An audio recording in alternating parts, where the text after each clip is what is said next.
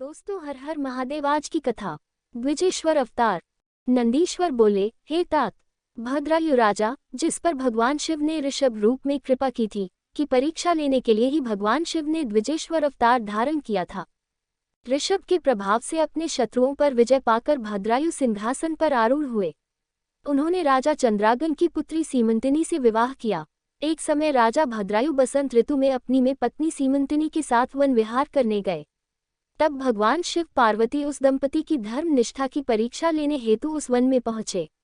महान लीलाधारी भगवान शिव और पार्वती जी ने ब्राह्मण ब्राह्मणी का रूप धारण किया और अपनी माया से रचित सिंह से भयभीत होते हुए राजा भद्रायु की शरण में गए और उनसे अपनी प्राण रक्षा करने हेतु प्रार्थना करने लगे। उस ब्राह्मण दंपति की रक्षा हेतु राजा भद्रायु ने तुरंत धनुष बाण उठा लिया और बाणों से उसे घायल करना चाहा, परंतु उस सिंह पर कोई प्रभाव न पड़ा। उसने झपटकर ब्राह्मणी को पकड़ लिया। वह बहुत चीखी, चिल्लाई, परंतु सिंह ब्राह्मणी को बलपूर्वक घसीटता हुआ भाग गया।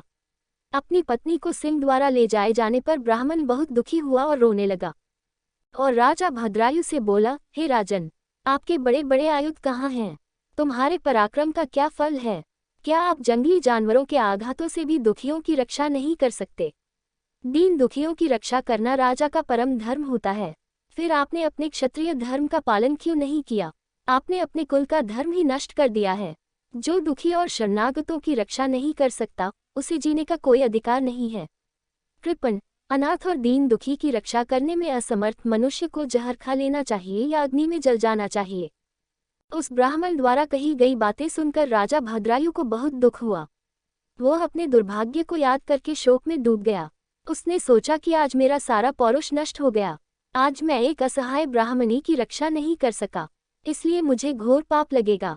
मेरे कारण ब्राह्मण भी शोकाकुल हो गया है। उसकी स्त्री को भी सिंह ले गया है। पता नहीं उसने उसका क्या किया होगा। मुझे अपने पापों को कम करने के लिए इस ब्राह्मण देवता को प्रसन्न करना होगा।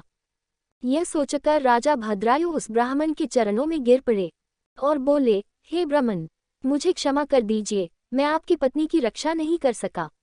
मैं अपना राजपाट सब आपके चरणों में न्योछावर करता हूँ।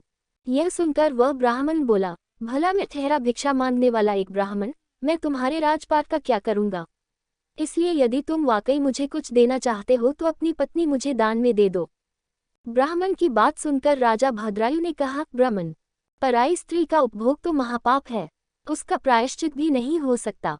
तब ब्राह्मण ने कहा कि राजन, मैं तो बड़े से बड़े पाप में को अपनी तपस्या से पल भर में नष्ट कर सकता हूँ। तब भद्रायु ने सोचा कि मुझे ब्राह्मण को अपनी स्त्री दान करके शीघ्र ही अग्नि में प्रवेश कर जाना चाहिए। तत्पश्चात राजा भद्रायु ने अपनी पत्नी उस ब्राह्मण को सौंप दी।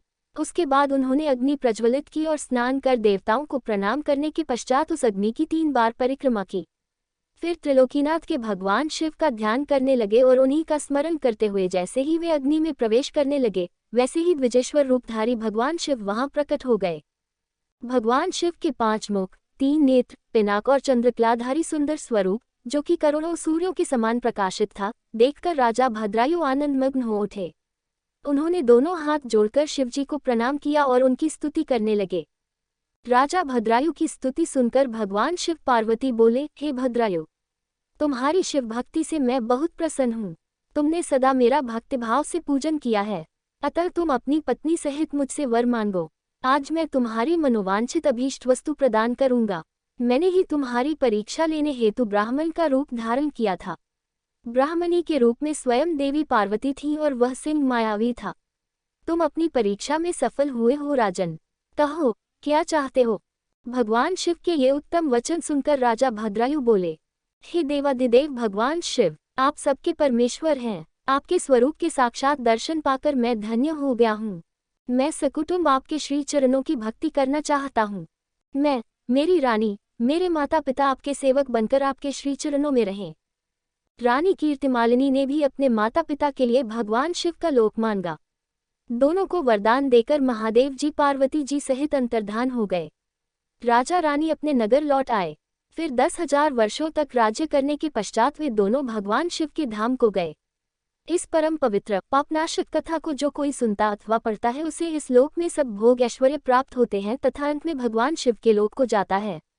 अगली वीडियो देखने के लिए आप चैनल सब्सक्राइब जरूर करें और लाइक करें और कमेंट करें। हर हर महादेव।